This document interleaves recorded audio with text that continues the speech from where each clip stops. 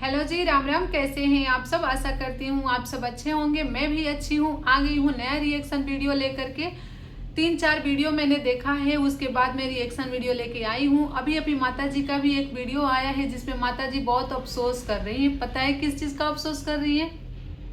अफसोस इस बात का है कि जिस जमाने में उन्होंने अपने बच्चे पैदा किए उस टाइम ये सोशल मीडिया क्यों नहीं था, ये यूट्यूब क्यों नहीं था। अफसोस इस बात का है कि माता जी ने अपने बच्चों के जन्म वाले वीडियो से नहीं कमाया, माता जी ने अपने बच्चों के परवरिश वाले वीडियो से नहीं कमाया, माता जी ने अपने बच्चों के लालन पालन में जो खर्चे किए वो सारे खर्चे बैंक से निकाल करके किए गए हैं, स्कूल की कमाई से की गई है। तो ये तो गलत बात है ना। माता जी को कमाना चाहिए था ना। सोशल मीडिया अगर होता तो कमाती ना। ये यूट्यूब कहाँ था, कहाँ सोया हुआ था? यूट्यूब को उस टाइम होना चाहिए था ना। तो माता जी को इस बात का बहुत ही दुख है कि मैंने उस टाइम नहीं कमाया, मैंने बैंक से निकाल करके, स्कूल से निकाल करके, अपने बक्से पेटी से निकाल करके पैसे खर्चे किए, तब मैंने बच्चे को पाला। और माता जी इसी चीज का बदला लेने के लिए जब बेटे की बेटी हुई तो माता जी ने सोचा कि इसके जन्म में तो मैंने नहीं कमाया था, कम से कम इसकी बेटी के जन्म से थोड़ा सा पैसा कमा लूंगा। और वो बेटा नहीं कमाने दिया। कितना नालायक है। निस्वार्थ सेवा किया था माता जी ने। उस बच्चे को, उस बेटे को निस्वार्थ पैदा किया था माता जी ने। और उसने अपनी बेटी के जन्म से नहीं कमाने, इतना तो उसको चाहिए था ना। नहीं उसके जन्म से माता जी ने कमाया, नहीं उसकी बीबी के जन्म से कमाया। हाँ, उसकी बेटी का जन्म हुआ था तो माता जी को कमाना था ना, लेकिन उसने कमाने नहीं दिया। तो इस बात का माता जी अफसोस जताती हैं, उनको बहुत इस बात का दुख है। इसके अलावा माता जी कहती हैं कि हमने जो भी किया है सही किया है। अब माता जी ने अपनी नई फैमिली का भी ऐलान किया है। वो फैमिली क्या है? माता जी हम दो और हमारे दो में उनकी बहुरानी, उनकी सुपुत्र और उनके बेटी दामाद हैं। यही इनकी फैमिली है। इसमें से छोटे वाले बेटे को हटा दीजिए। होता है ना, शरीर का एक अंग खराब हो जाता है तो उसको काट के हटा दिया जाता है। तो उसी तरह से वो बेटा खराब हो गया तो उसको वहां से हटा दीजिए। अब माता जी के फैमिली का वो मेंबर नहीं रहा। तो गई जो कोई भी अब उस बेटे से रिलेटेड कुछ भी माता जी को ना बोले, वो उनकी फैमिली का है ही नहीं ना। ठीक है, तो इनके यही छोटी सी फैमिली है। जबकि सुबह में माता जी ने ऐलान किया था कि हमारी बेटी क्या बोलते हैं, सृष्टि है। और हाँ, माता जी ने सृष्टि से टुंटबाजी भी करवाया है। माँ का बदला कोई नहीं चुका सकता, माँ वाला कविता। सृष्टि इतना कब से पढ़ने लगी? उसको पता है, रटवाया गया है। कैमरे के पीछे सृष्टि को ये सब चीजें रटवाया गया है और फिर सृष्टि से बुलवाया गया। मतलब माता जी अपने आदत से बाज नहीं आएंगी और हर वीडियो में ये बोलेंगी अब हमें लोगों से मतलब नहीं, अब हमें किसी से मतलब नहीं, लोग हमें कुछ भी कहे। तो फिर कुछ भी कहे तो ये आ कहाँ से जाता है? माँ बेटी एक ही काम कर रही है। बेटी का भी यही है। जैसे ही वो फंसी, उसने अपने बेटे का बीमारी का एक बहाना लाके रख दिया। बेटा हॉस्पिटल में एडमिट है। पता है क्यों एडमिट था? इंश्योरेंस का होता है ना, तो उसमें 24 घंटे तक हॉस्पिटल में रहने होते हैं, तब वो चीजें इंश्योरेंस में कवर हो जाती है।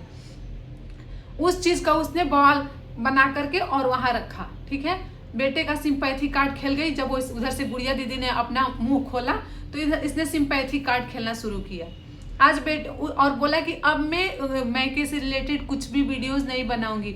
और आज फिर आ गई है कि मैं मैके में धन लूंगी, धन लेके वहीं लुटा दूंगी। वाह, बड़ी दानवीर हो। इतनी दानी होती तो मैके में झगड़ा ही नहीं लगवाती, चुपचाप से आके मैके में 2 रोटी खाती और मुंह बंद करके जाती। और जब इतना अच्छा ससुराल है, इतनी अच्छी फैमिली है, तो फिर ससुराल में रहने में क्या दिक्कत है? जहाँ हर चीज की आजादी है, सब लोग अपने हैं, सब लोग प्यार देते हैं, इतना मोहब्बत करते हैं, तो फिर उस ससुराल में क्यों नहीं रहना? और जिस मैके में कोई इज्जत नहीं है, भाई भाभी नोच नोच के खाते हैं, सभी झगड़े करते हैं, सभी अच्छे नहीं है, आपके बच्चों को इतना अपमान, आपको इतना अपमान, फिर उस मैके में आ करके 2-3 महीने तक क्यों रहना है ना? बात आई मम्मी पापा की, तो आपके मम्मी पापा तो वहां भी जाके रह जाते हैं ना। आपकी जेठानी वहां कम जाती हैं, आपके ससुर जी वहां कम जाते हैं, आपके जेठ नहीं जाते हैं। उन लोगों के साथ थोड़ा सा टाइम स्पेंड करना चाहिए था ना।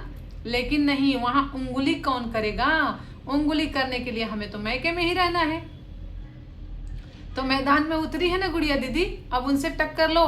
कुछ ही दिन में आएंगी चैनल बना करके तुम्हारे साथ पंगा लेने। होता है ना, चोर चोर मौसेरे भाई। तो यहाँ ना 2 क्या बोल सकते, टक्कर की मौसेरी बहन है, फिर देखने में मजा आएगा, पब्लिक भी तैयार है उसके लिए। और गैजो उधर देखिए आप क्या, रंजना के मैके में कितने अच्छे से बेटी का बर्थडे सेलिब्रेट हुआ है और गिफ्ट्स मिले हैं, कितनी प्यारी लग रही है उसकी बेटी। देखो चीजों पर मत जाओ, वो चीजें कितनी शौक से की गई है उस चीजों पर जाओ। हालांकि कुछ लोगों का ये भी कमेंट है कि चांदी का चेन मिला है, तो एक बात सुनो, चांदी का चेन हो या सोने का चेन, दिल से मिलना चाहिए। अगर वो सोने का भारी भरकम चेन दिखा भी देना तो चीजें वहां हजम नहीं होगी पब्लिक को। जो भी मिला है प्यार से मिला है, बर्थडे गिफ्ट है, गिफ्ट जैसा ही होता है, ठीक है। तभी लोग बोलेंगे खुद से बनवा के दिया होगा, खुद से बनवा के दिया होगा, उससे फर्क नहीं पड़ता। नानी और मासी का प्यार जो दिख रहा है ना, उस प्यार से जज करो कि कितना प्यार उस बच्ची को वहां मिल रहा है ना।